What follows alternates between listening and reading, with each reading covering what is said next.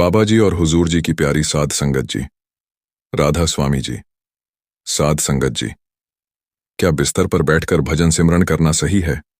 आज इस वीडियो में हम इसी विषय पर चर्चा करने वाले हैं। वीडियो के अगले भाग में हम आपको एक सेवादार की सच्ची साखी बताएंगे, इसलिए वीडियो में अंत तक जरूर बने रहे। तो आइए पहले सुनते हैं कि क्या बिस्तर पर बैठकर भजन सिमरन करना सही है। साध संगत जी, कुछ लोग सुबह उठकर बिस्तर पर ही बैठकर भजन करते हैं। क्या यह सही है? इसे लेकर बाबा जी क्या कहते हैं?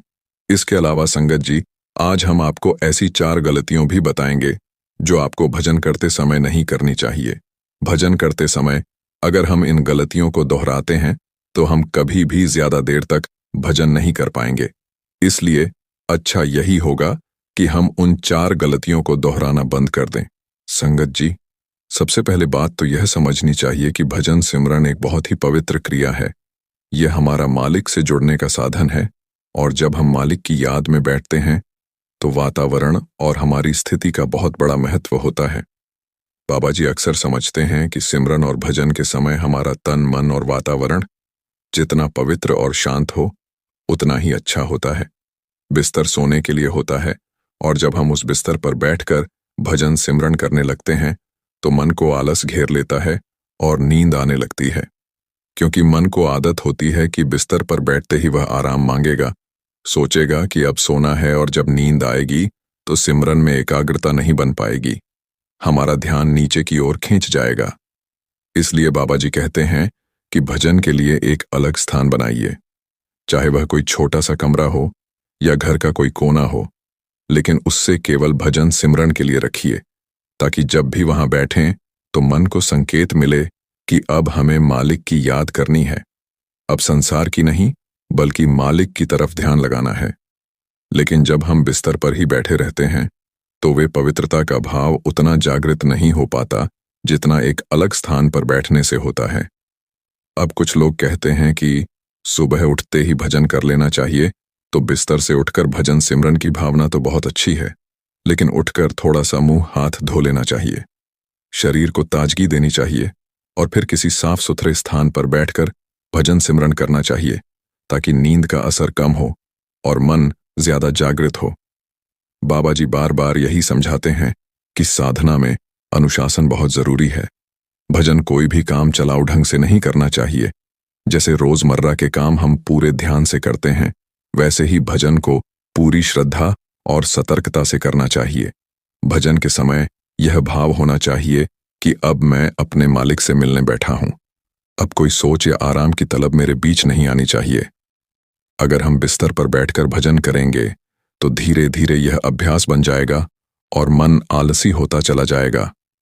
फिर भजन सिमरन भी एक औपचारिकता बनकर रह जाएगा, जिसमें वे गहराई और प्रेम नहीं आएगा जो सच्चे भाव से मालिक को पुकारने में आता है। बाबा जी हमें यही सिखाते हैं कि सिमरन और भजन हमारी दिनचर्या का सबसे महत्वपूर्ण हिस्सा होना चाहिए। इसे सबसे ऊंचे भाव और सच्चे मन से करना चाहिए। इसलिए उठकर बिस्तर से अलग होकर बैठें, चाहे छोटा सा आसन बिछा लें, कोई साधारण सी दरी या चटाई हो, लेकिन उसे भजन सिमरन के लिए ही निर्धारित कर लें, ताकि मन को आदत पड़ी रहे कि जब एक जगह बैठते हैं तो मालिक की याद करनी होती है और कुछ नहीं करना। मन को सिखाना बड़ा पेचीदा काम है, क्योंकि मन बहुत चंचल है। वह हर समय बहाना ढूंढता है, आराम का बहाना, कभी नींद का बहाना, कभी थकावट का बहाना। लेकिन जब हम उसे अनुशासन में बांधते हैं तो धीरे धीरे सब सीधा होने लगता है, और फिर जब हम मालिक की ओर ध्यान लगाते हैं तो उसका रस आने लगता है, उसका आनंद मिलने लगता है। बाबा जी हमेशा कहते हैं कि मालिक की ओर चलने वाला रास्ता बहुत सीधा है, लेकिन हमें खुद को संभाल कर उस पर चलना है। अगर हम ढीलापन दिखाएंगे तो मन हमें नीचे की तरफ खींचता रहेगा, लेकिन अगर हम नियम और प्रेम से चलते रहेंगे तो मालिक की मदद भी आती है और रास्ता सरल होता जाता है। इसलिए साध संगत जी, भजन का सही तरीका यही है कि उठकर खुद को ताजगी दें, मुंह हाथ धो लें, हो सके तो 2 मिनट पहले टहले, ताकि नींद पूरी तरह से टूट जाए। फिर साफ मन और साफ जगह पर बैठकर मालिक की याद करें, तब जाकर सच्चा भजन बनता है, जो हमें मालिक के दर तक पहुंचने में मदद करता है। यह शरीर हमें मालिक ने सेवा साधना के लिए दिया है, तो हमें इसका सही उपयोग करना चाहिए। बिस्तर पर बैठकर भजन करना धीरे धीरे हमारी साधना में सुस्ती ला सकता है और हम महसूस भी नहीं कर पाते कि हम कैसे गिरते जा रहे हैं। इसीलिए सावधानी बहुत जरूरी है। जैसे भाव हम अपने मालिक के लिए रखते हैं, वैसा ही व्यवहार भी होना चाहिए। अगर हम मालिक से मिलना चाहते हैं तो पूरे अंदर प्रेम और सत्कार से उसे और बढ़ाना चाहिए। अपने भजन सिमरन को हल्के में नहीं लेना चाहिए। हमें हर रोज भजन को ऐसे करना चाहिए जैसे आज ही मालिक से मिलेंगे। इसलिए साध संगत जी कोशिश करें कि एक नियमित स्थान बनाएं, क्योंकि साफ सुथरा माहौल रखें और पूरे प्रेम भाव से वहां बैठकर मालिक की याद करें। तभी हमारा भजन सफल होगा और हमारे अंदर से सच्ची पुकार उठेगी जो मालिक तक पहुंचेगी। साध संगत जी, भजन सिमरन करते समय कुछ ऐसी सामान्य गलतियां जो अक्सर साधक अनजाने में कर बैठते हैं, जिनसे भजन सिमरन में एकाग्रता नहीं बन पाती और मालिक से जुड़ने का जो प्यारा अवसर है व्यर्थ चला जाता है। पहली गलती तो यह होती है कि हम शरीर को पूरी तरह से स्थिर नहीं रखते। बार बार हाथ पैर हिलाना, इधर उधर देखना या कोई हलचल करते रहना, यह सब बातें मन को चंचल बना देती हैं और जब शरीर स्थिर नहीं होता तो मन भी स्थिर नहीं हो पाता। इसीलिए भजन सिमरन करते समय शरीर को बिल्कुल स्थिर रखना चाहिए। दूसरी गलती होती है कि हम भजन करते हुए दुनियावी बातें सोचने लगते। कभी कोई पुरानी याद आ जाती है, कभी कोई भविष्य की चिंता, कभी कोई परिवार या काम का ख्याल। ऐसे में हमारा भजन सिमरन तो चलता रहता है, पर मन कहीं और भटकता रहता है। इसलिए बाबा जी बार बार कहते हैं कि सिमरन को होश से करना चाहिए, सिर्फ जुबान से नहीं बल्कि पूरे मन से करना चाहिए। तीसरी गलती यह होती है कि भजन का समय निश्चित नहीं करते। कभी सुबह करते हैं, कभी दोपहर, कभी रात को, तो मन भी नहीं समझ पाता कि कब गंभीर होना है। इसलिए कोशिश करें कि रोज एक ही समय पर बैठें, ताकि मन को भी आदत पड़ती जाए कि अब मालिक की तरफ मुड़ना है। चौथी और आखिरी गलती होती है कि हम जल्दबाजी में भजन कर लेते। घड़ी देखकर सोचते हैं कि बस इतने मिनट बैठ लिया, अब उठ जाओ। ये भाव भजन के महत्व को घटा देता है। भजन तो प्रेम से करना है, प्यार से करना है, मालिक के मिलन की तड़प से करना है, ना कि समय पूरा करने के लिए। एक और गलती होती है कि हम परिणाम की जल्दी करने लगते हैं। सोचते हैं कि अभी तो कुछ दिखा ही नहीं, अभी तो कुछ अनुभव ही नहीं हुआ, तो फिर भजन का क्या फायदा। साध संगत जी, बाबा जी समझाते हैं कि भजन सिमरन मालिक की कृपा के बिना पूरा नहीं होता। हमारा काम तो सिर्फ पूरी श्रद्धा से प्रयास करना, कोशिश करना। मालिक जब चाहे, जैसे चाहे अनुभव दे दे। हमें धैर्य रखना चाहिए, मालिक पर भरोसा रखना चाहिए कि वह हमारी हर पुकार सुन रहा है, चाहे हमें अनुभव हो या ना हो। हमारी मेहनत व्यर्थ नहीं जा रही है। और एक बड़ी गलती यह होती है कि हम भजन सिमरन को बोझ समझने लगते हैं। सोचते हैं कि यह तो करना ही है। ऐसा भाव भजन सिमरन की मिठास को खत्म कर देता है। हमें भजन सिमरन को अपने जीवन की सबसे प्यारी घड़ी समझनी चाहिए, क्योंकि यही वह समय है जब हम मालिक के सबसे करीब होते, जब हम अपने असली घर की तरफ लौटने का प्रयास कर रहे होते हैं। संगत जी, अगर हम इन छोटी छोटी बातों का ध्यान रखेंगे तो भजन सिमरन में स्वतः ही गहराई आने लगेगी और मन की चंचलता धीरे धीरे शांत होने लगेगी। जब मन शांत होता है तब सच्चा सिमरन होता है, तभी अंदर से मालिक की महक, खुशबू आने लगती है। इसलिए हमें हर समय सजग रहना चाहिए कि कहीं अनजाने में भी कोई ऐसी गलती ना हो जाए जो हमारी साधना को नुकसान पहुंचा। हर भजन को एक नई शक्ति और भक्ति और नए प्रेम के साथ करना चाहिए, मानो आज ही मालिक से मिलाप होने जा रहा है और आज ही घर लौटना है। साध संगत जी, आइए अब मैं आपको एक सेवादार की सच्ची साखी सुनाती हूं, इसलिए वीडियो में अभी बने रहें। साध संगत जी, साखी सद्गुरु के प्रेम और विरह से भरी है, जिसे सुनकर आप अपने आंसू नहीं रोक पाओगे। संगत जी, एक बार बड़े महाराज जी सत्संग फरमा रहे थे। संगत बड्ढे ध्यान से सत्संग सुन रही थी। पंडाल में सब कुछ शांत था। हजारों प्रेमियों के बीच एक सेवादार अपने मन का बोझ लेकर बैठा था।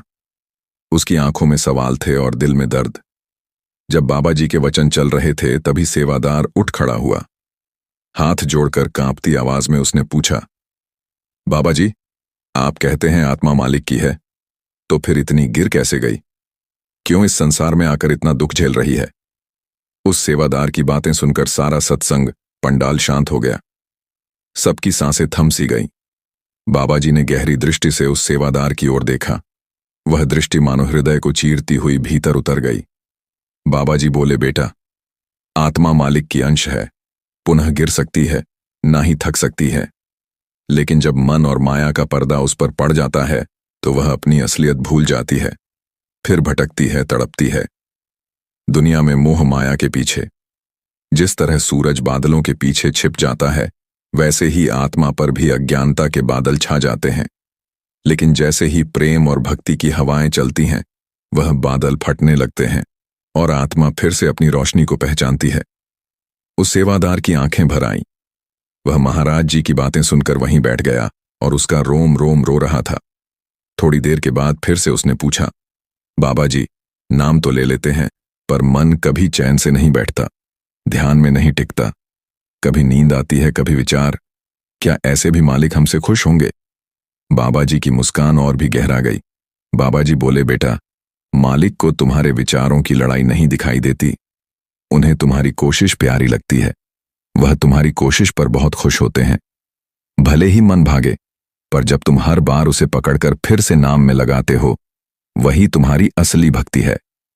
भक्ति यह नहीं है कि आंखें बंद कर लीं और सब कुछ शांत हो गया। भक्ति यह है कि अंदर कितना भी तूफान हो, पर तुम फिर भी गुरु के चरणों से जुड़े रहो। सच्चा प्रेम वही है जो शर्तों से मुक्त हो, जिसमें हम मांग नहीं करते, सिर्फ समर्पण करते। मालिक हमें कभी भी नहीं छोड़ते। आगे बाबा जी ने सेवादार को कहा, बेटा, हमने ही उसको भुला दिया है, लेकिन वह इंतजार करता है जैसे मां दरवाजे पर खड़ी रहती है और बच्चा लौटकर कब आएगा। फिर बाबा जी ने कहा कि देखो, सब कुछ छूट जाएगा, मां बाप, साथी, संतान, धन दौलत, यहां तक कि शरीर भी, और जो नहीं छूटेगा वह है नाम। और जो नाम को पकड़ लेता है उसे फिर यह दुनिया नहीं पकड़ पाती। जब सच में पुकारती है ना, तब मालिक की निगाहें भी नम हो जाती हैं। वह दौड़कर आते हैं, वह तुम्हारे हर आंसू को सुनते हैं, हर आहट को महसूस करते हैं। फिर बाबा जी ने एक मिसाल दी जो पूरे पंडाल की संगत को झकझोर गई। शेख फरीद जी जब अपने पीर की याद में बैठते थे तो लोग उन्हें पागल कहते थे, लेकिन उनकी आंखों से आंसू बहते रहते थे और लोग हंसते थे। पर वह तो अपने मालिक से बातें कर रहे होते थे। वह रोना किसी का दुख नहीं था, वह रोना आत्मा की तड़प थी। आज हम दुनिया को देखते हैं कि हम कितने भक्त हैं, लेकिन असली भक्ति तो वह है जो छुप कर रोती है, बिना दिखावे के। बस मालिक के लिए बाबा जी के यह वचन सुनकर सत्संग पंडाल में एक अलग ही मौन छा गया। कई आंखें भीग चुकी थीं, कोई सर झुकाए बैठा था, कोई मन ही मन रो रहा था। तभी बाबा जी ने बहुत ही प्रेम से कहा, अगर गुरु की नजरों में चढ़ना चाहते हो तो उसकी रजा में रहो, भले ही हालत जैसी भी हो, मौज में रहो। सुख आए तो शुक्र करो, दुख आए तो सब्र करो। जो मौज में जीना सीख गया, उसे कोई हिला नहीं सकता। मालिक के दरबार में प्रेमी की झोली हमेशा बनी रहती है। वह देर जरूर करते हैं, पर कभी इनकार नहीं करते। साध संगत जी, यह कोई कहानी नहीं है, यह उस आत्मा की पुकार है जो हर प्रेमी के भीतर पल पल उठती है। हर वह दिल जो भटक रहा है और गुरु की गोद चाहता है। हर वह आंख जो दुनिया में धोखा खाकर अब परमात्मा के सत्य को देखना चाहती है। उसके लिए यही संदेश है, नाम पकड़ो, गुरु को थाम लो और मौज में रहो, क्योंकि यही सही रास्ता है जो हमें फिर उसके मालिक तक ले जाएगा। बाबा जी की प्यारी साध संगत जी, सभी को प्यार भरी राधा स्वामी जी। संगत जी, आज हम आपको 2 साखियां सुनाने वाले हैं, तो दोनों साखियां अंत तक सुने। संगत जी, आज इस साखी से हमें यह सीखने को मिलेगा कि हमें सुख में कभी भी मालिक को नहीं भूलना चाहिए, क्योंकि दुख में उस मालिक को तो सभी याद करते हैं, पर सुख में उसे कोई याद नहीं करता। दुख में हमारे सभी लोग साथ छोड़ जाते हैं, पर वह कुल मालिक परमात्मा हमें कभी नहीं छोड़ता। उसे हमेशा हमारी फिक्र होती है। बस इंसान अपने स्वार्थ के लिए ही उस मालिक को याद करते हैं, कोई भी निस्वार्थ उसे याद नहीं करता। साध संगत जी, आज की साखी बहुत खास होने वाली है, तो साखी को पूरा सुने। साध संगत जी, ये एक ब्यास में रहने वाले सेवादार की सच्ची साखी है, जो कि उसने मुझे बताई है ताकि हम आपसे भी साझा कर सकें, लेकिन उसने अपना नाम बताने से मना किया है। साध संगत जी, जैसे जैसे उन्होंने बताया, हम आपसे साझा कर रहे हैं। उसने कहा है, यह कोई मनगढ़ंत कहानी नहीं है, यह मेरी जिंदगी का सच है। जिन्होंने मेरी जिंदगी के उस दौर को अपनी आंखों से मेरे साथ होते हुए देखा है, वह मेरी साखी के गवाह हैं। मेरा जन्म एक सत्संगी परिवार में हुआ और मेरी माँ ने शुरू से ही मुझे रूहानियत से जोड़ा और मुझे रूहानियत के बारे में ज्ञान देना शुरू कर दिया था। मेरी माँ रोजाना भजन पर बैठती थीं और मेरी माँ अक्सर मुझे बोलती थीं कि दिन में कुछ देर उस मालिक की याद के लिए जरूर निकालना, चाहे कुछ भी हो जाए, लेकिन उसकी याद में जरूर बैठना, चाहे थोड़ा समय ही बैठना। मैं अपनी माँ की इस शिक्षा के कारण दिन में थोड़ा समय ही सही, लेकिन बैठता जरूर था। जैसे जैसे समय बीतता गया, वैसे वैसे जिंदगी में कुछ बदलाव आने लगे। मुझे याद है कि तब मैं 10वीं कक्षा में था और उस समय मेरे पिताजी अमेरिका चले गए थे। जब मैंने 12वीं क्लास की, तब तक मेरी माँ भी मेरे पिताजी के पास अमेरिका चली गई थीं। उसके बाद मैं अपनी आगे की पढ़ाई के लिए इंग्लैंड चला गया था और वहां जाकर मैं बिल्कुल बदल गया था। पता नहीं मुझे किस बात का अहंकार हो गया था और वहां पर मुझे अच्छा काम भी मिल गया, जिसके कारण मेरी अच्छी कमाई होने लगी।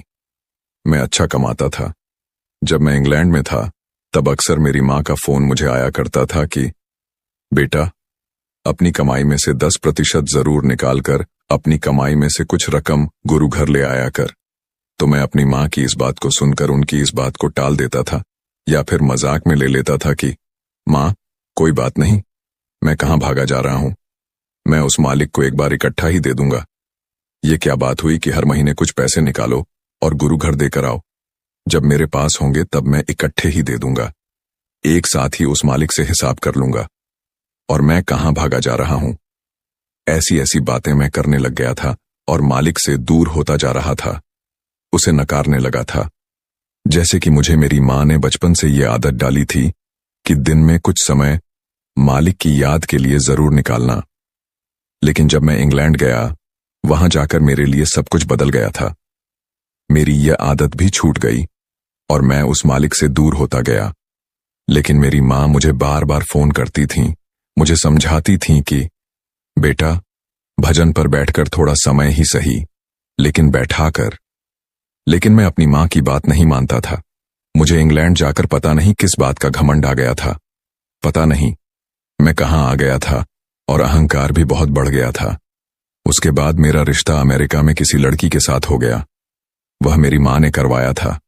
रिश्ते के लिए मैं इंग्लैंड से इंडिया गया और वहां पर मेरा रिश्ता हुआ। उसके बाद मैं वापस इंग्लैंड चला गया। कुछ दिनों बाद मेरी तबीयत खराब हो गई। मुझे हर 10 से 15 मिनट के बाद टॉयलेट जाना पड़ता था, क्योंकि मुझे एक ऐसी बीमारी हो गई थी जिसके कारण मुझे बार बार टॉयलेट जाना पड़ता था। जब मैं टॉयलेट जाता था तो वहां पर खून ही खून निकलता था। दिनों दिन मैं कमजोर होता जा रहा था और मैंने वहां पर अपना इलाज करवाना शुरू किया। मुझे बहुत सी बोतलें खून की चढ़ाई जाती थीं, क्योंकि खून की कमी मेरे अंदर बहुत हो गई थी और मैं बहुत कमजोर हो गया था। यह बीमारी मेरी जिंदगी का हिस्सा बन गई थी और मुझे हर 20 मिनट के बाद टॉयलेट जाना ही पड़ता था। तब मैंने अपनी इस बीमारी का बहुत इलाज करवाया, लेकिन कोई बात न बनी और वीजा की वजह से मेरे माता पिता भी मेरे पास नहीं आ सकते थे। वे अमेरिका में मेरे लिए तड़पते थे। उनकी सारी कमाई मेरे डॉक्टरी इलाज में चली गई थी, जैसे कि मालिक मेरा हिसाब किताब कर रहा हो, क्योंकि मैं रूहानियत से बहुत दूर जा चुका था, मालिक से बहुत दूर जा चुका था।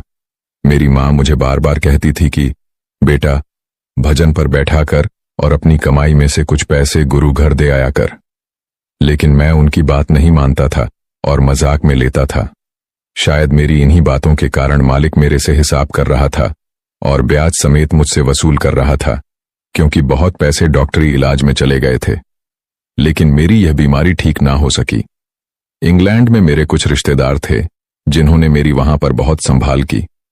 उन्होंने मेरी इस बीमारी में मेरा बहुत साथ दिया, जैसे कि खुद मालिक मेरी संभाल कर रहा हो। जब मैं इंडिया आता था, वहां पर भी मेरे जो रिश्तेदार थे वे भी मेरी बहुत संभाल करते थे, हर चीज मुझे देते थे। जब मैं इंग्लैंड में था तब रात भर मुझे भूख लगती थी, क्योंकि मैं ज्यादा कठोर खाना खा नहीं सकता था, रोटी खा नहीं सकता था, केवल खिचड़ी ही खाता था। तो मुझे अक्सर भूख लग जाया करती थी वहां पर। वे मुझे रात को उठकर खाना बनाकर देते थे और मुझे ऐसा लगता था कि इतना कौन कर सकता है।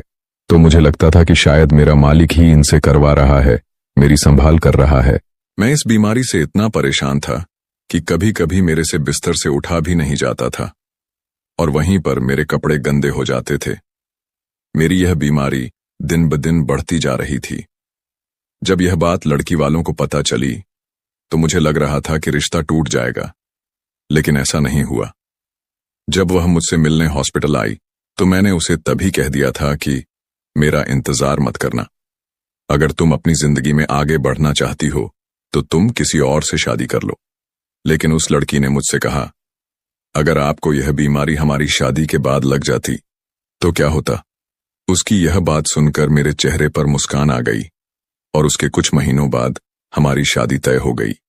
लेकिन मेरे लिए 20 मिनट से ज्यादा बैठना बहुत मुश्किल था।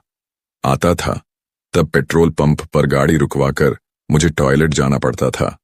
ऐसा मेरे साथ बहुत बार हुआ और वे ड्राइवर मेरी इन बातों के गवाह हैं जो मुझे दिल्ली से लेने आया करते थे।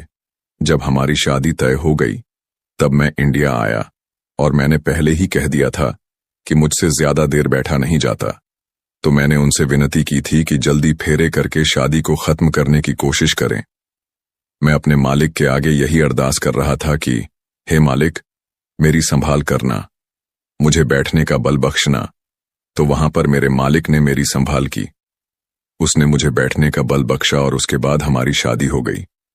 लेकिन मेरी उस शादी में वीजा की वजह से मेरे माता पिता नहीं आ पाए और इस बात का मुझे बहुत दुख हुआ। शादी के कुछ दिनों बाद मैं वापस इंग्लैंड आ गया और मेरी पत्नी अमेरिका चली गई। उसके बाद मेरे माता पिता भी अमेरिका में पक्के हो गए थे। उन्हें वहां की सिटीजनशिप मिल गई थी और मेरी भी अमेरिका जाने की तैयारी थी। जिस दिन मुझे जाना था उस दिन से कुछ दिन पहले मुझे एम्बेसी की तरफ से फोन आया कि आपके पासपोर्ट की वेरिफिकेशन अच्छे से नहीं हुई है, कृपया आपको एम्बेसी में आना पड़ेगा। मैं एम्बेसी गया। वहां जाकर उन्होंने मुझसे सवाल पूछने शुरू कर दिए। मैंने उनसे कहा कि मेरी इंटरव्यू हो चुकी है, तो अब आप मुझसे क्यों सवाल कर रहे हैं? मैं किसी भी सवाल का जवाब नहीं दूंगा। पहले मुझे बताया जाए कि मुझे यहां क्यों बुलाया गया है। तब उन्होंने बताया कि हमें आपकी पत्नी ने एक फैक्स किया है और उसने आपसे तलाक मांगा है। यह सुनकर मेरे पैरों तले जमीन खिसक गई कि मेरे साथ यह क्या हो रहा है। एम्बेसी ने मेरा वीजा कैंसिल कर दिया। मैं निराश और हताश होकर वापस घर आ गया। मैं इतना परेशान था कि मेरा मन कर रहा था कि मैं किसी गाड़ी के नीचे आकर मर जाऊं। मेरा सुसाइड करने का मन कर रहा था। लेकिन फिर मैंने अपने मन को हौसला दिया कि मैं तो दूसरों को ऐसे काम करने से मना करता हूं, तो मैं ऐसे कैसे कर सकता हूं।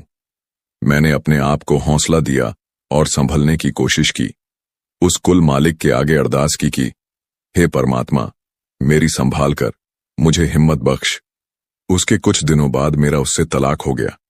तब मैं बहुत अकेला पड़ गया था क्योंकि मैं काम पर भी नहीं जा सकता था और मैं बहुत कमजोर हो गया था।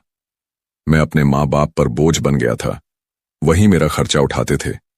एक दिन मेरी माँ ने मुझे फोन किया कि बेटा, तू फिर से बैठना शुरू कर दे, मालिक की याद में बैठना शुरू कर दे। जब मैंने माँ की यह बात सुनी तो मुझे मेरे बचपन के दिन याद आ गए। माँ मुझे शुरू से यही कहती आई थी कि भजन पर बैठना जरूर। तब मुझे रोना आ गया कि मैं मालिक से दूर हो गया था और भटक गया था, जिसके कारण आज मेरी यह हालत हुई है। शायद मेरे मालिक ने मुझे यह सबक दिया है। तो मैंने उस दिन से फिर बैठना शुरू किया। मैंने अपनी माँ की यह बात मानी और उसके बाद मेरी हालत में सुधार आना शुरू हो गया।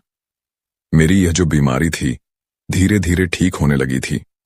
फिर एक दिन कनाडा से मेरे एक पुराने दोस्त का फोन आया और उसने कहा कि यहां पर एक नौकरी है और मैंने तुझे इसलिए फोन किया है क्योंकि तुम इस नौकरी के काबिल हो। जैसे ही मैंने यह बात सुनी तो मुझे लग रहा था कि मेरे मालिक ने मुझे एक अवसर और दिया है। तो मैंने उस नौकरी के लिए अप्लाई कर दिया और मुझे वह नौकरी मिल गई। धीरे धीरे मेरी जिंदगी पटरी पर आने लगी। सब कुछ ठीक होता गया और मैं कनाडा चला गया। आज मुझे कनाडा में 5 साल हो गए हैं और मेरी शादी भी हो गई है। अब मैं कनाडा में अपनी पत्नी के साथ रहता हूं और मालिक की कृपा से सब ठीक हो गया है। मेरा अपनी कहानी सुनाने का सिर्फ इतना ही मतलब है कि हर किसी की जिंदगी में अलग अलग तरह की मुश्किलें आती हैं, परेशानियां आती हैं। हमें जिंदगी में बहुत उतार चढ़ाव देखने को मिलते हैं। लेकिन अगर हमें मालिक पर विश्वास है तो वह मालिक हमें इन परेशानियों से जूझने की ताकत भी देता है। जब हमें उसकी रजा में राजी रहना आ जाए तो फिर दुख भी उसके ही होते हैं और सुख भी उसके ही होते हैं। लेकिन अगर हम यह सोचें कि हमारा गुजारा उस मालिक के बिना हो जाएगा, हमारी संभाल उसके बिना हो जाएगी, तो यह हमारी गलत फहमी है, क्योंकि उसके बिना हमारा जीवन अधूरा है। केवल वही है जो हमें हर दुख तकलीफ से जूझने की ताकत देता है। अगर हम उससे जुड़े हुए हैं तो वह हर पल हमारी संभाल करता है। बात सिर्फ उसके हुक्म में रहने की है, उसके हुक्म को मानने की है। अगर हम अपने आप को उसकी रजा में ले आते हैं तो हमें वह हर खुशी मिलेगी जो हम चाहते हैं। संगत जी, शुरू करते हैं दूसरी साखी। साध संगत जी, इस साखी से हमें पता चलेगा कि जो नामदान लेकर गुरु की भजन बंदगी नहीं करते हैं उनका क्या हाल होता है और क्या क्या दुख उन्हें सहने पड़ते हैं। गुरु प्यारी साध संगत जी, यह साखी उन सत्संगियों और सेवादारों के लिए है जिन्हें नामदान मिल चुका है, लेकिन वे इस दुनिया के मोह और माया को छोड़ने के लिए बिल्कुल तैयार नहीं हैं। जब उनके सामने इसे छोड़ने की बात आती है तो वे बहुत सारे बहाने बनाने लग जाते हैं। वे कहने लगते हैं कि अभी हमारे पास समय नहीं है, बच्चे छोटे हैं, इनको अभी बड़ा होने दो, इनको पालने की जिम्मेदारी हमारे सिर पर है। अगर बच्चे बड़े भी हो जाएं, तब भी यही बात कहने लगते हैं कि अभी हमारी जिम्मेदारी खत्म नहीं हुई, अभी तो इनकी शादी करनी है। बच्चों ने अपने पैरों पर खड़ा होना है, उन्होंने अभी अपना कुछ काम करना है, कोई बिजनेस करना है। जब बच्चे अपने पैरों पर खड़े हो जाएंगे तब जाकर हम उस मालिक की भजन बंदगी करेंगे। और जब बच्चे अपने पैरों पर भी खड़े हो जाएं और उनकी शादी भी हो जाए, अगर तब हमें कोई मालिक का प्यारा आकर कहे कि भाई अब तो आपके पास बहुत समय है, अब भजन सुमिरन कर लो, उस कुल मालिक के साथ रिश्ता जोड़ लो, तब हम कहते हैं कि नहीं, अब तो हमारे पोतों और पोतियों को खिलाने का समय है। जब वे बड़े हो जाएंगे तब हम उस परमात्मा की भक्ति करेंगे, उसकी याद में बैठेंगे। ऐसे ही हम बहानों की खोज में रहते हैं। साध संगत जी, आज की साखी कबीर महाराज जी के दिनों की है। साध संगत जी, इस साखी को पूरा सुने ताकि हम इसके मूल अर्थ को समझ सकें। यह बात कबीर महाराज जी के समय की है, जब सतगुरु अक्सर शाम को घूमने जाया करते थे। उनके मिलने वाले लोग उन्हें अक्सर उनके मालिक के पास ले जाने का प्रयास करते थे। साध संगत जी, आप जानते हैं कि संतों और महात्माओं का सिर्फ एक ही उद्देश्य होता है कि वे हमें उस कुल मालिक परमात्मा के पास ले जाएं और हमारे रिश्ते को मजबूत करें। वे अपने नाम का प्रचार करते हैं ताकि हमें अपने असली धर्म का पता चल सके और हम उनके साथ संबंध बना सकें। इसलिए वे इस संसार में आते हैं, इस माया की नगरी में केवल हमारे लिए ही आते हैं, हमारा उद्धार करने के लिए ही आते हैं। तो साध संगत जी, सतगुरु जब शाम को सैर करने जाया करते थे तो जिस रास्ते से वे गुजरते थे उस रास्ते में एक बूढ़े बुजुर्ग का घर था। वह बुजुर्ग हर शाम अपने घर के बाहर बैठ जाया करता था और उसका मिलना सतगुरु से हो जाता था।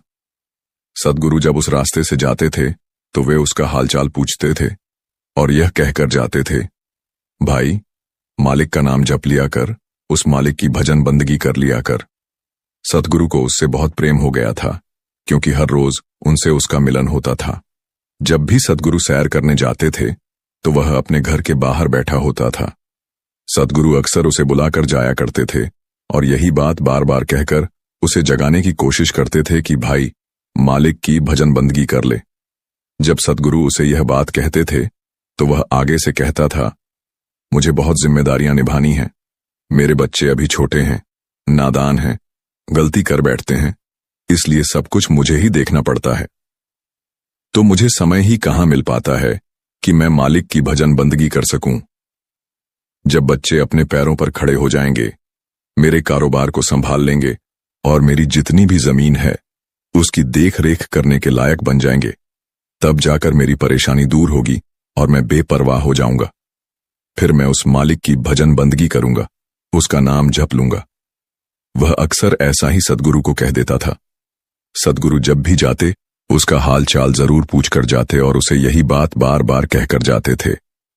तो सतगुरु ने उसे यह कह दिया था कि जब तेरी जिम्मेदारियां खत्म हो जाएंगी जब तुम्हें लगेगा कि अब मैं उस मालिक की भजन बंदगी कर सकता हूं तो मुझे बता देना, क्योंकि मैंने तुम्हारा उद्धार करने की जिम्मेवारी ले ली है। जब तेरे बच्चे पैरों पर खड़े हो जाएंगे तब मुझे बता देना। ऐसे ही कुछ समय बीत गया और वह जो बूढ़ा किसान था उसके बच्चे पैरों पर खड़े हो गए, उसकी जमीन की देख रेख करने लग गए, अपना अच्छा कारोबार कर लिया, उनका अच्छा बिजनेस भी चलने लगा। तब कबीर जी फिर उससे मिले और उसे कहने लगे, भाई, अब तो तेरे बच्चे भी पैरों पर खड़े हो गए हैं और तेरी जो जमीन है उसकी देख रेख करने लग गए हैं, अच्छा पैसा भी कमाने लग गए हैं। अब तो तुम्हें फिक्र करने की भी जरूरत नहीं है। अब तो तू मालिक की तरफ ध्यान दे। अब तो तुम्हें ज्यादा से ज्यादा समय उसकी भजन बंदगी में लगाना चाहिए। जब यह बात सद्गुरु ने उस बूढ़े किसान से कही तो उसने सद्गुरु से कहा, माना कि बच्चे अपने पैरों पर खड़े हो गए हैं और मेरी जमीन की देख रेख करने लग गए हैं, लेकिन अभी भी मेरी जिम्मेवारी कम नहीं हुई है। अभी इनकी शादी करनी है, तो जब इनकी शादी हो जाएगी तब जाकर मेरी जिम्मेवारी थोड़ी कम होगी, तब जाकर मैं भजन बंदगी कर पाऊंगा। सद्गुरु मुस्कुरा पड़े और वहां से चले गए। अब उसके लड़कों की शादी भी हो गई, सब कुछ हो गया। और एक दिन कबीर जी फिर उस रास्ते से जा रहे थे और वह बुजुर्ग बाहर बैठा हुआ था। तो कबीर जी ने उससे उसका हाल चाल पूछा और कहा, अब तो तुम्हारे लड़कों की शादी भी हो गई है, और जैसे तुमने कहा था कि जब लड़कों की शादी हो जाएगी तब मैं उस मालिक की तरफ ध्यान दूंगा, तो अब कौन सी परेशानी है? तो उसने कहा, अभी बहुत समय पड़ा है और अभी अभी बच्चों की शादी हुई है, और अभी तो मुझे अपने पोते पोतियों को खिलाना है, उनसे खेलना है, उनसे प्यार करना है। जब सद्गुरु ने उसकी यह बात सुनी, सद्गुरु समझ गए थे कि यह मन माया से ग्रस्त हो चुका है, तो सद्गुरु वहां से चले गए। कुछ महीनों बाद सद्गुरु फिर वहीं से गुजरे और वह बूढ़ा बुजुर्ग वहां पर नहीं था। सद्गुरु ने उसके घर जाकर पूछा, जहां जो आपके पिताजी बैठते थे वह कहां है? तो उन्होंने देखा कि कबीर जी आए हैं, तो उन्होंने कहा, वह तो कब के चले गए, उनकी मृत्यु हो गई है। सद्गुरु ने कहा, वह मेरे मित्र थे, इसलिए मैंने आपसे पूछा कि वह कहां पर है। जब उन्होंने यह बात कही कि उनकी मृत्यु हो गई, तो सद्गुरु उसी समय अंतर्ध्यान हुए और उन्होंने देखा कि वह जो बूढ़ा किसान था उसका उसकी एक गाय से बहुत प्रेम था। वह उसका बहुत ख्याल रखता था, तो वह उसके पेट में उस गाय का बच्चा बना हुआ है। तो जब सद्गुरु उस गाय के पास गए तो उन्होंने बड़े ही प्यार से उस गाय पर हाथ रखा और चले गए।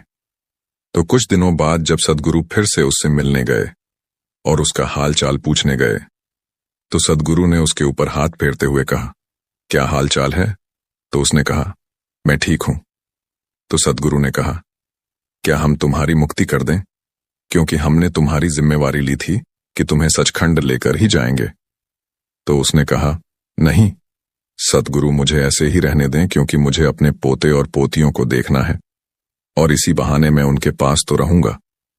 तो सद्गुरु यह सुनकर मुस्कुराकर वहां से चले गए। तो कुछ दिनों बाद उसकी मृत्यु हो जाती है और वह एक कुत्ता बन जाता है। सद्गुरु फिर उनके घर जाते हैं और देखते हैं कि वह वहां पर नहीं है, और सद्गुरु अंतर्ध्यान होते हैं। शक्ति से देखते हैं कि वह कहां पर है, तो वह देखते हैं कि वह अब कुत्ता बना हुआ है और जो उसकी जमीन थी वहां पर बैठा हुआ है।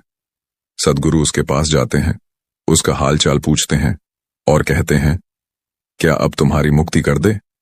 तो वह कहता है, नहीं, मेरे जो बच्चे हैं वह घर की देखभाल नहीं करते और उनको कोई परवाह नहीं है, तो मुझे ही देखना पड़ता है कि कोई चोर आकर इनका कोई नुकसान न कर जाए, कुछ चोरी कर कर न ले जाए, तो मुझे ही इनकी रखवाली करनी पड़ती है। तो सद्गुरु फिर वहां से चले जाते हैं और उसके बाद वह एक सांप की जूनी में चला जाता है। सांप बनकर जो उसके घर का धन होता है उसकी रखवाली करनी शुरू कर देता है। और एक दिन जब घर वालों को पता चलता है कि घर में सांप है, तो घर वाले उसे मार डालते हैं, तो उसकी मृत्यु हो जाती है। वह एक कीड़े की जूनी में चला जाता है और उसी घर की नाली का कीड़ा बन जाता है। तो सद्गुरु फिर उसी घर में जाते हैं और अंतर्ध्यान होते हैं। वह देखते हैं कि वह कहां पर है, तो सद्गुरु को पता चलता है कि वह कीड़े की योनि में जा चुका है। सद्गुरु के साथ उनका एक शिष्य होता है। सद्गुरु उसे कहते हैं, यह जो नाली में कीड़ा है इसे बाहर निकालो। तो वह उनका हुक्म मानकर उस कीड़े को बाहर निकालकर रख देता है और सद्गुरु उसे हाथ पर उठा लेते हैं और उसका हाल चाल पूछते हैं कि अब कैसा है। तो वह कहता है, बहुत बुरा हाल हो रहा है, अब मुझे आप मुक्ति दे दो, अब मुझे और यहां नहीं रहना। तो सद्गुरु उसकी यह बात सुनकर उसी समय उसे मुक्ति दे देते हैं और उसका उद्धार कर देते हैं, क्योंकि एक पूर्ण संत महात्मा जो चाहे कर सकते हैं, वह परमात्मा के प्यारे होते हैं। एक पूर्ण संत महात्मा उस कुल मालिक परमात्मा का रूप ही होते हैं। साध संगत जी, आज की साखी से हमें यह पता चलता है कि संतों का प्रेम जिनसे पद जाता है, और अगर वह उनकी जिम्मेवारी ले ले और कह दे कि हम तुझे सचखंड लेकर जाएंगे, तो वह हर हालत में उसे लेकर ही जाते हैं। फिर चाहे वह व्यक्ति भजन बंदगी करें या ना करें, लेकिन वह सचखंड जाता ही जाता है, चाहे वह कितना भी पापी क्यों ना हो। ऐसे नहीं है कि हमने भजन बंदगी छोड़ देनी है, भजन सिमरन हमें करते ही रहना है। जब एक पूर्ण संत महात्मा की नजर एक पापी पर भी पड़ जाती है, तो उसके सारे पाप नष्ट हो जाते हैं, क्योंकि संतों के मुख से निकला हुआ कोई भी शब्द पूरा होता ही होता है, और वह तो खुद उस कुल मालिक का रूप होते हैं। तो हमें साखी से यह भी सीखने को मिलता है कि हमारी हालत भी वह एक बूढ़े किसान जैसी ही है। हम भी ऐसे ही माया की गहरी नींद में पड़े हुए हैं, और अगर हमारे पास सद्गुरु आए भी जाएं और कहे कि चलो सचखंड जाने की तैयारी करो, तो हम तब भी तैयार नहीं होंगे और हम यही कहेंगे कि नहीं, हमारे ऊपर बहुत जिम्मेदारियां हैं, अभी बच्चे छोटे हैं, अभी उनकी शादी करनी है। तरह तरह के बहाने हम तब भी बनाने लग जाएंगे, क्योंकि माया का प्रभाव हम पर पड़ा हुआ है और हम इसकी गहरी नींद में सोए हुए हैं, और हमें हमारे असल रूप की, जो कि हमारी आत्मा है, हमें उसकी पहचान ही नहीं है। हम शरीर से इतने जुड़े हुए हैं कि हमें लगता है कि यह माया ही सब कुछ है, और जो हमारे रिश्ते बने हुए हैं, हमें लगता है कि यह सदा के लिए रहेंगे। लेकिन जब शरीर छूटता है तो वह रिश्ते भी छूट जाते हैं। लेकिन जब हमारे मन के ऊपर इतने गहरे प्रभाव माया के पड़ जाते हैं कि जब हमारा शरीर भी हमसे छूट जाता है, हम तब भी इन्हीं का ही गुणगान करते रहते हैं। तो साध संगत जी, हमें उस कुल मालिक के आगे यही अरदास करनी है कि हमें अपनी शरण बख्श और हमें इतनी ताकत दे कि हम तेरी भजन बंदगी कर सकें और अपने सच्चे धाम सचखंड पहुंच सके। साध संगत जी, आखिर जिंदगी में असली सुखी कौन सा व्यक्ति है? इस विषय पर गौतम बुद्ध की बेहद ही प्रसिद्ध कहानी की शुरुआत करते हैं। हम हमेशा उन चीजों के पीछे भागते रहते हैं जो हमारे पास नहीं है। हम भविष्य में उन्हें पाने के लिए लगातार प्रयास करते रहते हैं, लेकिन हम यह भूल जाते हैं कि जिस चीज को पाने का हम प्रयास कर रहे हैं, उसके कारण हमारा वर्तमान दुखी हो रहा है। हमारे वर्तमान की सारी खुशियां हमसे छीन रही हैं। इस कहानी में आप यह समझ पाएंगे कि किस प्रकार आपका जो वर्तमान है वही सर्वश्रेष्ठ समय है। इस समय को आपको भरपूर ढंग से जीना चाहिए, क्योंकि यह समय जो आज आपके पास है वह दोबारा नहीं लौटने वाला। बहुत समय पहले की बात है। एक नगर में एक बहुत ही गरीब व्यक्ति रहता था। वह जब भी किसी धनी व्यक्ति को देखता तो वह मन ही मन बोलने लगता और कहता, हे भगवान, तूने मुझे इतना गरीब क्यों बनाया? इन अमीर व्यक्तियों को देखो, ये लोग कैसे ढंग से खेल रहे हैं, जीवन का आनंद ले रहे हैं, और एक मैं हूं जो हर रोज एक पैसा के लिए तरस जाता हूं। मेरे पास तो फूटी कौड़ी तक नहीं है और ये लोग पैसे बर्बाद कर रहे हैं। हे भगवान, मुझे भी अमीर बना दे। एक दिन वह व्यक्ति इसी तरह बोल रहा था। तभी उसके पास से एक बौद्ध भिक्षु गुजर रहे थे। उन्हें भिक्षु ने उस गरीब व्यक्ति की सारी बातें सुन लीं, और तभी वह बौद्ध भिक्षु उस व्यक्ति से कहते हैं, क्या बात है भंते, तुम इतने परेशान क्यों हो? तुम इतने दुखी क्यों लग रहे हो? क्या कोई तकलीफ है तुम्हें? तभी वह व्यक्ति कहता है, हे गुरुदेव, मैं बहुत दुखी हूं, मैं बहुत गरीब हूं, मेरे पास तो खाने तक के लिए पैसे नहीं बचते, मैं एक एक पैसे के लिए तरस जाता हूं। इस दुनिया में मेरा कोई नहीं, मैं सुखी होना चाहता हूं, मुझे सुखी होना है, मुझे अमीर होना है। हे गुरुवर, क्या आप मुझे कोई ऐसा उपाय बता सकते हैं जिससे मैं जल्द से जल्द अमीर हो जाऊं और मेरे पास किसी चीज की कोई कमी ना रहे? उस व्यक्ति की यह बात सुनकर उन बौद्ध भिक्षु ने उस व्यक्ति की तरफ ध्यान से देखा और फिर उस व्यक्ति को कहते हैं, भंते, तू मेरे साथ चल। इतना कहकर वह भिक्षु उस गरीब व्यक्ति को एक अमीर व्यक्ति के घर ले गए। उस अमीर के घर को देखकर उस गरीब व्यक्ति की आंखें फटी की फटी रह गईं। उस गरीब व्यक्ति ने उन भिक्षु से कहा, हे गुरुवर, इतना अमीर होने के लिए तो मैं कुछ भी कर सकता हूं। यदि मेरे पास इतने पैसे हो तब तो क्या ही बात है, इस घर में तो कितना आनंद आता होगा। तभी वह भिक्षु मुस्कुराने लगे और उस गरीब व्यक्ति से कहते हैं, इसीलिए तो मैं तुम्हें यहां पर लाया हूं। इतना कहते हुए भिक्षु उस व्यक्ति को उस घर के मालिक के पास ले जाते हैं और उस अमीर व्यक्ति से कहते हैं, तुम्हारे पास तो इतनी धन दौलत है, इतना आलीशान घर और सारे ऐशो आराम है, क्या तुम सुखी हो? तभी व्यक्ति जरा सा मायूस होकर उन बौद्ध भिक्षु से कहता है, हे गुरुवर, कैसा सुख? केवल धन दौलत होने से सुख तो नहीं आ जाता। मैं तो जन्म से ही अंधा हूं और एक अंधे के जीवन में सुख कैसे हो सकता है? सुखी तो वे लोग हैं जिनके पास आंखें हैं। जो लोग इस संसार को देख पा रहे हैं, इसकी खूबसूरती को आंख भर के निहार पा रहे हैं। हे गुरुवर, मैं तो बस इतना ही चाहता हूं कि केवल मुझे कुछ पलों के लिए ही सही, लेकिन इस संसार को देखने का अवसर प्राप्त हो। मैं कम से कम एक बार अपने माता पिता, अपने रिश्तेदारों को देख सकूं, और इसके लिए चाहे मुझे मेरी कोई पूरी दौलत ही क्यों ना ले ले, मैं देने के लिए तैयार हूं। मैं इतना दुखी हूं जितना दुखी और कोई नहीं हो सकता। हे ईश्वर, आपने मुझे अंधा क्यों बनाया? तभी उन बौद्ध भिक्षु ने उस गरीब व्यक्ति की ओर इशारा करते हुए कहा, तुम्हारे पास एक बहुत दिग्गज अवसर है। यदि तुम चाहो तो केवल अपनी आंखें देकर तुम इस अन्य व्यक्ति की सारी धन दौलत ले सकते हो, और उसके बाद तुम भी अमीर बन जाओगे, तुम भी सुखी हो जाओगे। तुम्हें तुम्हारा सुख मिल जाएगा और इस अंधे व्यक्ति को उसका सुख प्राप्त हो जाएगा। तभी वह गरीब व्यक्ति कहता है, नहीं नहीं गुरुजी, आप ये क्या कह रहे हैं? बिना आंखों के मैं अमीर होकर क्या करूंगा? ना गुरु, ना, मैं अपनी आंखें नहीं दूंगा। तभी वह बौद्ध भिक्षु उस गरीब व्यक्ति से कहते हैं, एक बार फिर से सोच लो, इतना अच्छा अवसर तुम्हें दोबारा नहीं मिल पाएगा। तभी वह गरीब व्यक्ति कहता है, यदि आपके पास कोई और मार्ग है तो बताइए, अन्यथा मैं अपने घर चलता हूं।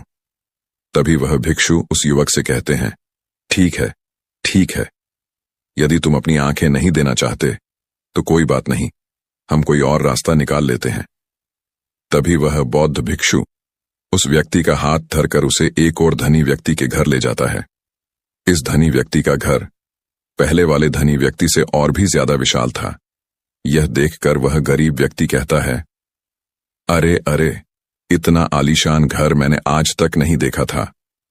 तभी वह बौद्ध भिक्षु उस गरीब व्यक्ति को उस धनी व्यक्ति के पास ले जाते हैं और धनी व्यक्ति से कहते हैं, आप तो बहुत सुखी होंगे, आपके पास इतना आलीशान घर है, इतनी धन दौलत है, सारे ऐशो आराम है, आपको तो किसी चीज की कोई कमी नहीं, आप अवश्य ही बहुत सुखी होंगे। तभी वह धनी व्यक्ति मायूस होकर उन बौद्ध भिक्षु से कहता है, आप ये कैसी बातें कर रहे हैं? आप तो जानते हैं कि मेरे दोनों हाथ काम नहीं करते, मैं अपाहिज हूं। यह जो इतनी धन दौलत आप देख रहे हैं, इन्हें देखकर भी मैं अपने हाथ वापस नहीं ला सकता। तो ऐसे में यह धन दौलत मेरे किस काम की? इससे तो अच्छा होता कि ईश्वर ने भला ही मुझे गरीब बनाया होता, लेकिन कम से कम मेरे दोनों हाथ मुझे सही दे देता। ना जाने भगवान ने मुझे क्यों अपाहिज बना दिया। जितना दुखी मैं हूं उतना दुखी और कोई नहीं होगा। तभी एक बार फिर उन बौद्ध भिक्षु ने उस गरीब व्यक्ति की ओर इशारा करते हुए कहा, भंते, तुम्हारे पास एक और मौका है। यदि तुम चाहो तो अपने दोनों हाथ देकर इस अमीर व्यक्ति की सारी धन दौलत ले सकते हो। क्या कहते हो? क्या तुम तैयार हो? और अब की बार तो तुम्हें आंखें भी नहीं देनी होगी, तुम्हारी आंखें तुम्हारे साथ ही रहेंगी। तभी वह गरीब व्यक्ति उन बौद्ध भिक्षु से कहता है, अरे महाराज, आप ये क्या कह रहे हैं? एक अपाहिज होकर मैं इस धन दौलत का क्या करूंगा? क्या आपके पास कोई ऐसा अमीर व्यक्ति नहीं है जिसका पूरा शरीर भी स्वस्थ हो और उसके पास बेशुमार धन दौलत भी हो? तभी वह बौद्ध भिक्षु उस व्यक्ति का हाथ धर करके उसे तीसरे अमीर व्यक्ति के पास ले जाते हैं। उस अमीर व्यक्ति के पास उसका अपना महल था। यह देखकर वह गरीब व्यक्ति उन बौद्ध भिक्षु से कहता है, हे गुरुवर, यह तो अवश्य ही बहुत सुखी होगा। इसके पास तो इतना आलीशान महल है, इसके पास तो इतनी सारी धन दौलत है, यह अवश्य ही बहुत खुश रहते होंगे, इनका जीवन तो आनंद में होगा। तभी वह बौद्ध भिक्षु उस गरीब व्यक्ति को उस धनी व्यक्ति के पास ले जाते हैं और फिर उस धनी व्यक्ति से कहते हैं, आप तो अवश्य ही खुश रहते होंगे, क्योंकि आपके पास इतना आलीशान महल है, इसके पास तो इतनी सारी धन दौलत है, यह अवश्य ही बहुत खुश रहते होंगे, इनका जीवन तो आनंद में होगा। तभी वह बौद्ध भिक्षु उस गरीब व्यक्ति को उस धनी व्यक्ति के पास ले जाते हैं और फिर उस धनी व्यक्ति से कहते हैं, आप तो अवश्य ही खुश रहते होंगे, क्योंकि आपके पास इतना आलीशान महल है, इतनी सारी धन दौलत है, आपके पास तो सारी सुख सुविधाएं भी हैं, आपका जीवन तो आनंद में बिताता होगा। इसके जवाब में वह अमीर व्यक्ति कहता है, हे गुरुवर, कैसा आनंद, मुझ जैसा दुखी इस दुनिया में और कोई नहीं होगा। मैं आज बहुत दर्द में हूं, मेरी पत्नी ने मुझे धोखा दे दिया है, वह किसी और से प्रेम करती है जो मुझसे भी अमीर है। आज मुझे समझ आया कि यह धन दौलत कभी किसी को सुख दुख नहीं दे सकती, और जब मन में दुख हो तो यह धन दौलत किस काम की। मुझे सुखी तो वह गरीब इंसान होगा जिसकी पत्नी कम से कम उसके साथ तो है, वह उसके साथ वफादार तो है। आज मैंने तय कर लिया है कि मैं अपनी पत्नी और उसके प्रेमी की हत्या कर दूंगा। यह सुनकर वह भिक्षु उस अमीर व्यक्ति से कहते हैं, इससे पहले कि तुम ऐसा कदम उठाओ, कम से कम मुझे भोजन तो करवा दो। जाओ और भोजन की व्यवस्था करो और साथ में कुछ कांच के टुकड़े भी ले आना। वह धनी व्यक्ति सभी साधु संतों का बहुत आदर करता था, इसीलिए वह उन बौद्ध भिक्षुओं की बात मान जाता है। लेकिन वह यह नहीं समझ पाता कि आखिर उन बौद्ध भिक्षु ने खाने के साथ कांच के टुकड़े क्यों मंगवाए हैं। लेकिन जैसा कि उन बौद्ध भिक्षु ने कहा था, वह अमीर व्यक्ति उसी प्रकार खाने की व्यवस्था कर देता है। वह भोजन के साथ कुछ कांच के टुकड़े लेकर उन बौद्ध भिक्षु के पास पहुंचता है। तभी वह बौद्ध भिक्षु, वह गरीब व्यक्ति और वह धनी व्यक्ति तीनों एक साथ भोजन करने बैठते हैं, और उस समय बौद्ध भिक्षु कुछ कांच के टुकड़े उठाकर उस अमीर व्यक्ति के भोजन में मिला देते हैं और उससे कहते हैं, लो, अब तुम इसे खा सकते हो। वह अमीर व्यक्ति अचंभित हो गया और उन बौद्ध भिक्षु से कहता है, हे गुरुवर, आप यह क्या कह रहे हैं? इस खाने में तो कांच के टुकड़े आपने मिलाए हैं, इस भोजन को मैं कैसे खा सकता हूं? यदि यह भोजन मैं करूंगा तो इससे मुझे बहुत तकलीफ होगी और हो सकता है कि मेरी मृत्यु भी हो जाए। तभी वह भिक्षु मुस्कुराने लगे और उस अमीर व्यक्ति से कहते हैं, तुम्हें यह बात तो समझ में आ गई, लेकिन तुम्हें यह बात नहीं समझ में आती कि अगर इस भोजन को खाना है तो इस भोजन के कांच के टुकड़ों को तुम्हें निकालकर अलग करना ही होगा, तभी यह भोजन तुम्हारे खाने योग्य बनेगा, और तब यह भोजन तुम्हें कोई तकलीफ नहीं देने वाला, बल्कि तुम्हें सुख ही प्रदान करेगा। इस पर वह अमीर व्यक्ति अचरज में उन बौद्ध भिक्षु से कहता है, हे गुरुवर, आखिर आप क्या कहना चाहते हैं?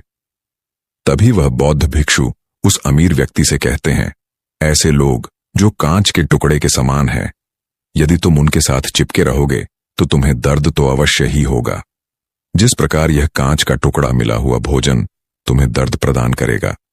इसलिए इसका समाधान तो यही है कि तुम इन कांच के टुकड़ों को भोजन से अलग कर दो और जो है उस पर ध्यान दो, अर्थात कि तुम उन लोगों को भूल जाओ जो तुम्हारे जीवन में नहीं है और उन लोगों पर ध्यान दो जो इस समय तुम्हारे साथ हैं, जैसे कि तुम्हारी पुत्री, वह भी तो तुम्हारे प्यार की भूखी है।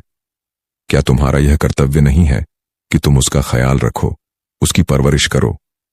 आगे भिक्षु उस अमीर व्यक्ति से कहते हैं, सुख तो तुम्हारे पास ही है, बस इन कांच के टुकड़ों को, अर्थात अपनी पत्नी और उसके प्रेमी की हत्या करने का यह विचार अपने मन से निकाल दो, अन्यथा यह कांच के टुकड़ों से मिला हुआ भोजन के समान ही होगा और इसका परिणाम भी बहुत भयानक होगा। वह भिक्षु इतना कहकर शांत हो गए और उस अमीर व्यक्ति को भी उन भिक्षु की बात समझ में आ गई।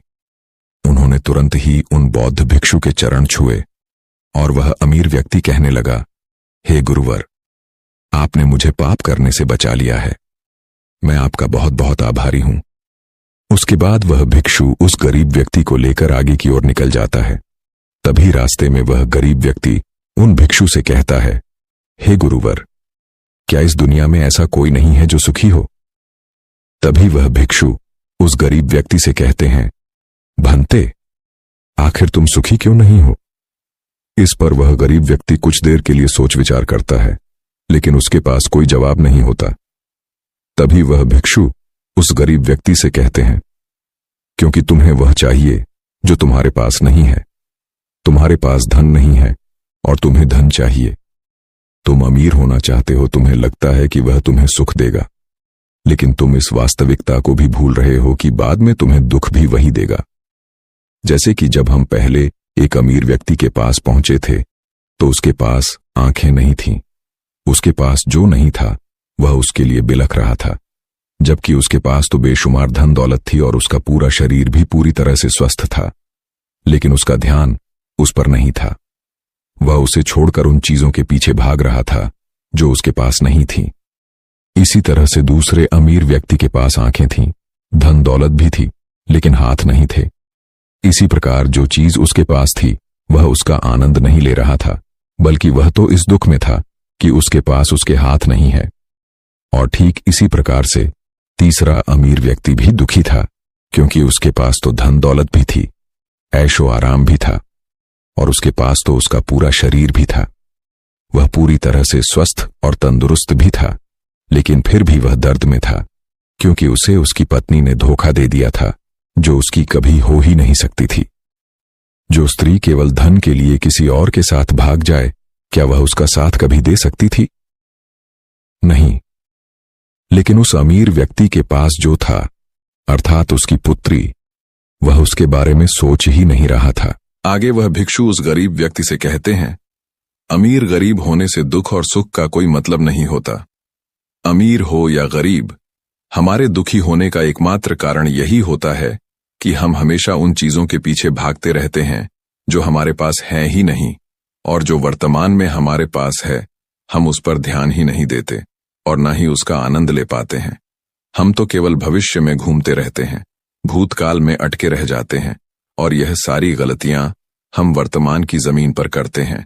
और यही कारण है कि तुम कभी आनंदित हो ही नहीं पाते, तुम कभी खुश नहीं रह पाते, क्योंकि जो आनंद का समय है, अर्थात वर्तमान का समय है, वह तो यूं ही नष्ट हो जाता है। तभी आगे वह भिक्षु उस गरीब व्यक्ति की ओर इशारा करते हुए कहते हैं, भंते, तुम मुझे यह बताओ, क्या तुम्हारे पास उन तीनों अमीर व्यक्तियों के दुखों में से कोई एक भी दुख है? तभी वह गरीब व्यक्ति सोच विचार कर उन भिक्षु से कहता है, नहीं, मेरे पास उन अमीर व्यक्तियों के दुख में से कोई भी दुख नहीं है। इस पर भिक्षु उस गरीब व्यक्ति से कहते हैं, तो फिर तुम दुखी क्यों हो? इसका जवाब देते हुए वह गरीब व्यक्ति उस भिक्षु से कहता है, हे गुरु, भले ही मैं उनके मुकाबले सुखी हूं, पर क्या धन कमाना या धन प्राप्त करने की इच्छा नहीं होनी चाहिए? क्या मुझे अपने वर्तमान को इसी तरह से स्वीकार कर लेना चाहिए? क्या मुझे हमेशा इसी तरह से गरीब रहना चाहिए? तभी भिक्षु दिल से मुस्कुराते हुए उस गरीब व्यक्ति से कहते हैं, वर्तमान में वर्तमान क्षण का आनंद लो। वर्तमान में ही ऐसे कर्म करो जिससे तुम्हारा भविष्य सुधर सके, लेकिन ऐसी चीजों के पीछे व्यर्थ समय न गंवाओ जो तुम्हारे पास आज नहीं है। जो तुम्हारे पास आज है उसका आनंद लो, और जो तुम पाना चाहते हो उसके लिए केवल कर्म करो, और उस कर्म का फल तुम्हें भविष्य में मिलेगा या नहीं, इसकी चिंता में भी मत रहना, क्योंकि यदि तुम इसकी चिंता में रहोगे तो कभी सुखी नहीं रह पाओगे, भले ही हालात कितने भी बुरे क्यों ना हो। केवल अपने आज पर ध्यान दो और अपने कर्म मन लगाकर करो। इतना कहकर वह भिक्षु शांत हो गए, और गरीब व्यक्ति को भी उन बौद्ध भिक्षु की बात अच्छी तरह से समझ में आ चुकी थी। वह यह समझ चुका था कि अब से उसे अपने वर्तमान पर ध्यान देना है, उसे अपने वर्तमान को सुधारना है। उसके बाद उस गरीब व्यक्ति ने उन बौद्ध भिक्षु को प्रणाम किया और वापस अपने घर लौट गया।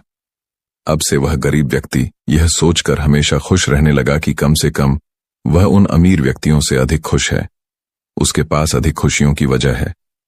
हाँ, यह बात और है कि उसके पास धन नहीं है, लेकिन उसके पास ऐसी चीजें हैं जो धन से कहीं ज्यादा कीमती हैं, और वह है उसका पूरा शरीर जो पूरी तरह से स्वस्थ है। मैं उम्मीद करता हूं कि यह कहानी सुनने से आपके जीवन में अच्छे बदलाव आए होंगे। इस कहानी में एक अजीब सा रहस्य बताया गया है जिससे आप अपने अवचेतन मन की शक्ति को इस्तेमाल करके जिंदगी की कठिन से कठिन सफलता आसानी से प्राप्त कर सकते हैं। कैसे अपने अवचेतन मन की शक्ति को इस्तेमाल करना है, इसकी विधि क्या है, इस विषय पर हम आज एक अद्भुत कहानी आपको सुनाएंगे। हमारा जो चेतन मन होता है उससे करीब 9 गुना अधिक ताकतवर हमारा अचेतन मन होता है। अगर 1 गुना ताकत हमारे चेतन मन के पास है तो इसका अर्थ यह हुआ कि उससे 9 गुना अधिक ताकत हमारे अवचेतन मन के पास है, क्योंकि अवचेतन मन ही हमारे पूरे शरीर को नियंत्रित करता है। चेतन मन हमारे दिमाग का एक हिस्सा है जो हमारे विचारों और भावनाओं से प्रेरित होता है, और हमारा चेतन मन ही तर्क वितर्क करने में हमारी मदद करता है। लेकिन दूसरी तरफ हमारा अवचेतन मन यह तर्क वितर्क नहीं करता। यह उस जानकारी को ग्रहण कर लेता है जो इसे चेतन मन देता है। इसीलिए जैसा हम अपने अवचेतन मन में सोचते हैं वैसे ही हम बनते चले जाते हैं। क्या आपने कभी इन बातों पर विचार किया है कि कोई व्यक्ति दुखी क्यों है और वहीं पर दूसरा व्यक्ति इतना सुखी क्यों है? एक व्यक्ति सुख और समृद्धि से भरा हुआ है, वहीं पर दूसरा व्यक्ति इतना गरीब और दुखी क्यों है? एक व्यक्ति भयभीत है जबकि दूसरा व्यक्ति आस्था और विश्वास से भरा हुआ है। एक व्यक्ति आलीशान महलों में रहता है, वहीं पर दूसरा व्यक्ति गरीब और टूटी फूटी कुटिया में रहता है। कोई बहुत सफल है तो कोई असफल।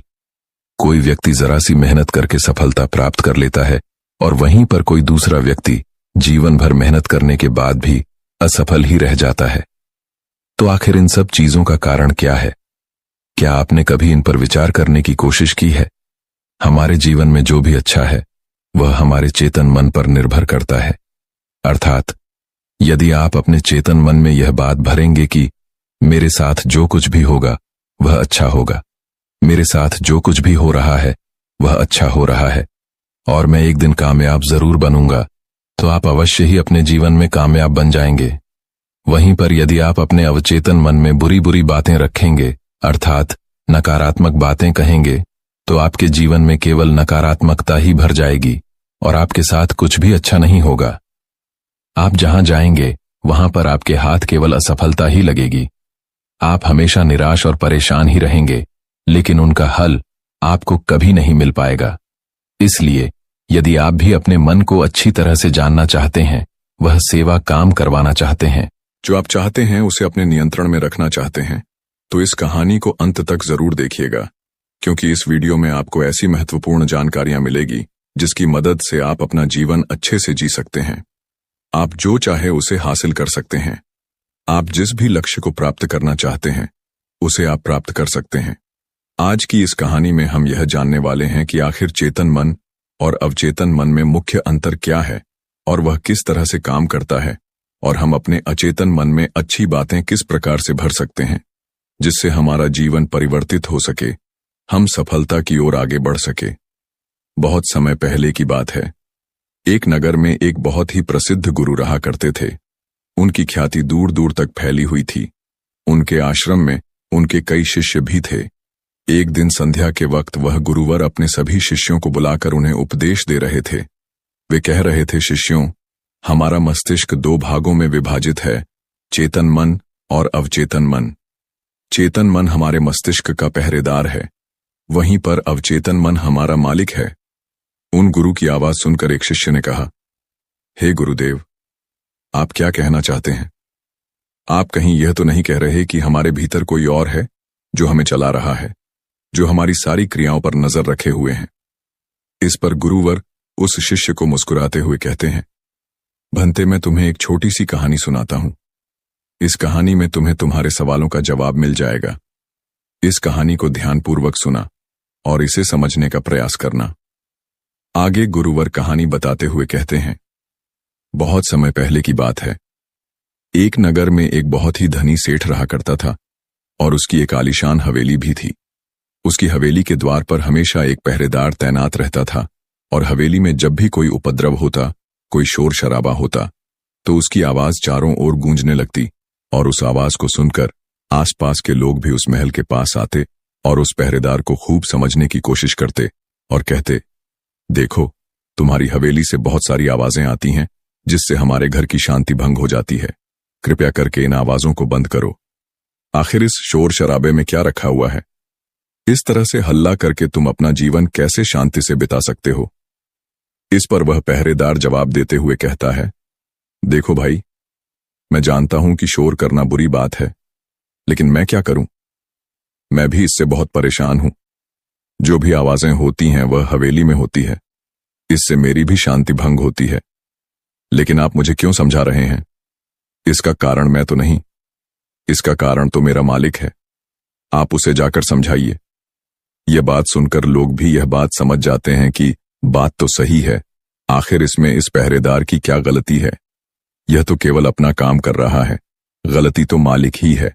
वह उपद्रव करता है, वह शोर शराबा करता है, और जब भी उसे यह सब करने का मन होता है तो वह हवेली के बाहर आता है और उपद्रव करके वह वापस हवेली में जाकर बैठ जाता है।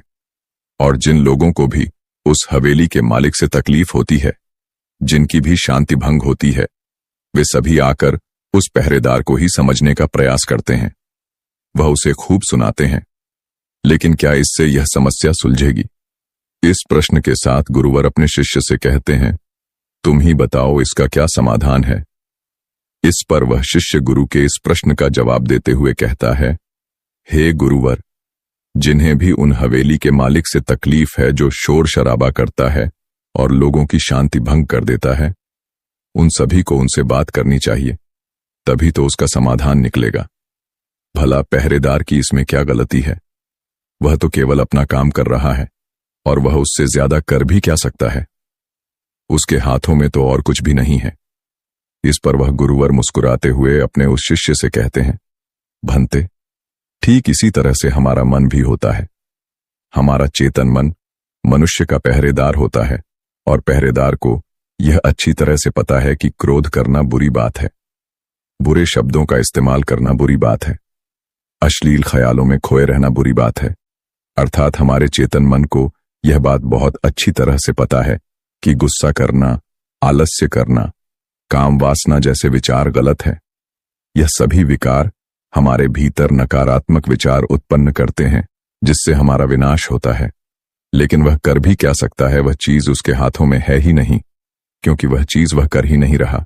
यह तो वह अंदर बैठा मालिक कर रहा है, अर्थात हमारा अवचेतन मन, जो हमसे कोई भी कार्य बहुत ही आसानी से करवा लेता है।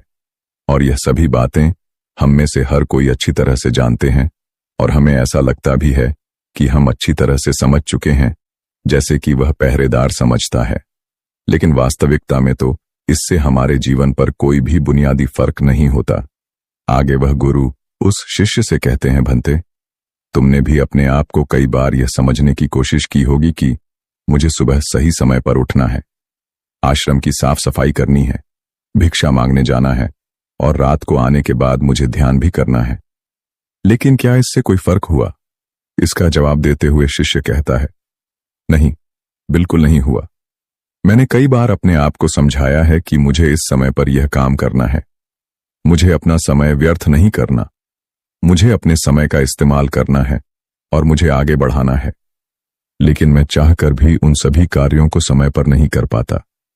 इस पर वह गुरुवार अपने उस शिष्य से कहते हैं, भंते, जब भी हम अपने आप को कुछ समझने का प्रयास करते हैं तो हमें ऐसा लगता है कि अब हम समझ चुके हैं और अब हमसे कोई गलती नहीं होने वाली, और हम सोचते हैं कि अब हमारा जीवन बदल जाएगा, हम जो भी करेंगे अब वह सही होगा, अब तो हम जीवन में सफलता प्राप्त कर ही लेंगे। लेकिन दूसरे ही पल हम यह पाते हैं कि हमारे जीवन में कोई बुनियादी बदलाव आया ही नहीं है, और ऐसा केवल हमारी नासमझी के कारण होता है। हम अपनी नासमझी के कारण अवचेतन मन की जगह पर अपने चेतन मन को समझने का प्रयास करते हैं, अर्थात मालिक को त्याग कर हम पहरेदार से बात करते रहते हैं और उसे समझने की कोशिश करते हैं।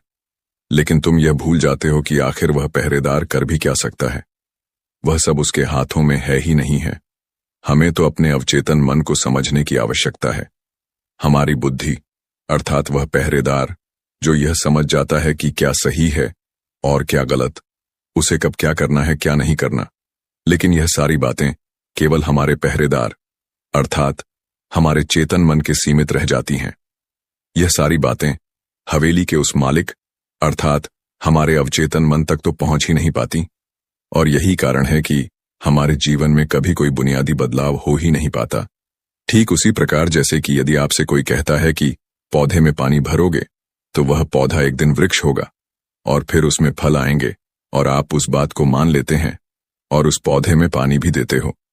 लेकिन आप पौधे की पत्तियों पर पानी देते हो और सोचते हो कि इसमें फल आएंगे। लेकिन जरा एक बार के लिए ये सोचिए, अगर पत्तियां में पानी दोगे तो उसमें फूल और फल कैसे आएंगे? हमें तो उस पौधे की जड़ में पानी देने की आवश्यकता है, लेकिन हम में से अधिकांश लोग केवल पत्तियों पर ही पानी छिड़क कर अपने आप को बहुत भाग्यशाली समझने लगते हैं।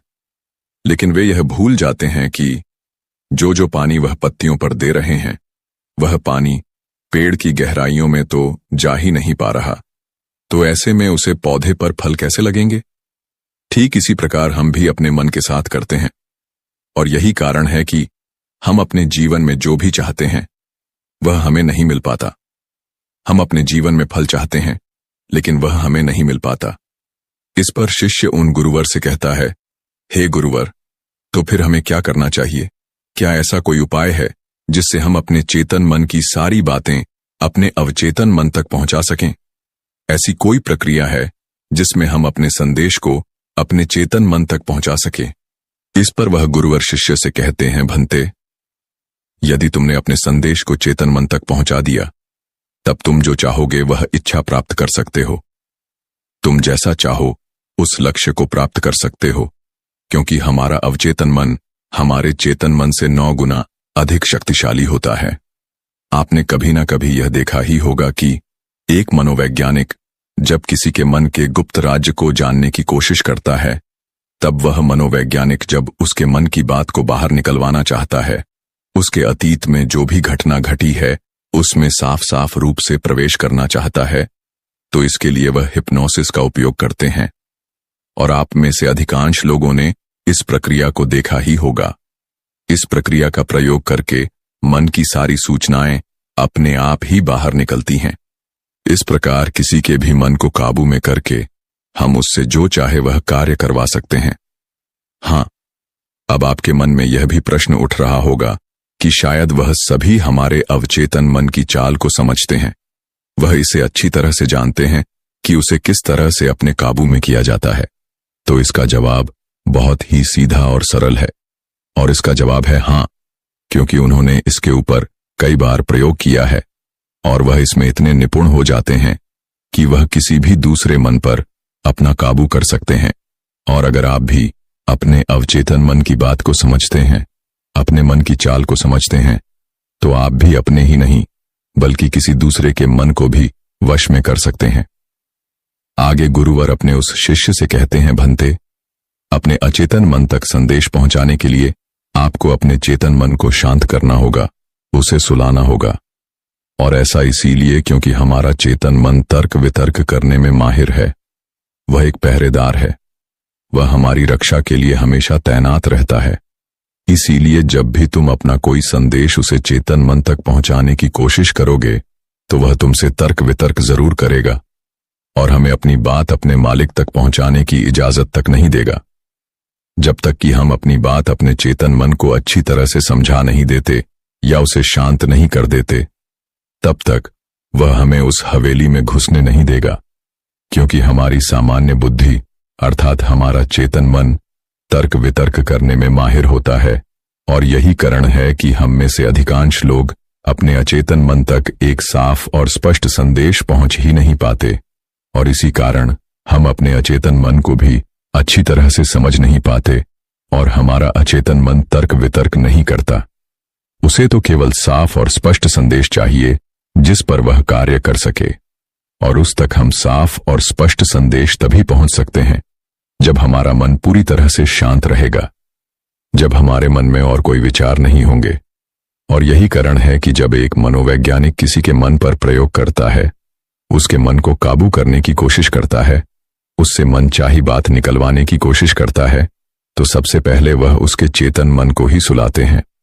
आपने कहीं ना कहीं यह तो देखा ही होगा कि उनके सामने एक पेंडुलम जैसी चीज उनकी आंखों के सामने रख दी जाती है और उसे घुमाया जाता है, जिसे लगातार देखने के बाद वह व्यक्ति पूरी तरह से निद्रा में चला जाता है और इसी कारण उसका चेतन मन पूरी तरह से शांत हो जाता है। और जब उसका पहरेदार पूरी तरह से सो जाता है और उसके पास तर्क वितर्क करने के लिए कोई नहीं बचता, तब वह वैज्ञानिक आसानी से उस हवेली में जाता है और उस मालिक से जी भर के बातें करता है। जो बातें वह चाहता है वह बातें वह उससे निकलवा देता है।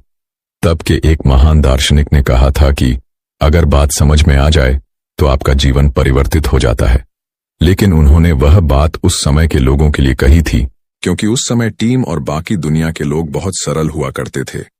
उनका मन बहुत साफ हुआ करता था और उनको जो भी बातें बताई जाती थीं, वह उन बातों को बहुत शांतिपूर्वक सुनते और समझते थे। उस समय कोई भी तर्क वितर्क नहीं करता था, और जब कोई व्यक्ति तर्क वितर्क करने में माहिर होता था तो वह उसे तर्क वितर्क करने देते और शांति से केवल उसकी बातें सुनते। जब तक कि व्यक्ति तर्क वितर्क करके थक ना जाए तो वह गुरु के पास वापस आता है और उनसे कहता है, हे गुरुवर, मैं तर्क वितर्क करके थक चुका हूं, लेकिन उससे मुझे कुछ भी हासिल नहीं हुआ। कृपया करके अपना कोई मार्ग बताइए। आप मुझे अपने तरीके से समझाएं। अब मैं उसमें कोई भी अवरोध उत्पन्न नहीं करूंगा। ठीक इसी प्रकार से हमारी बुद्धि भी काम करती है। जब हमारा मस्तिष्क तर्क वितर्क करके थक जाता है, तब उसे इस बात का एहसास होता है कि तर्क वितर्क करके उसे कुछ भी हासिल नहीं होने वाला, और उस समय तक उसे कुछ भी समझ में नहीं आएगा। राधा स्वामी जी।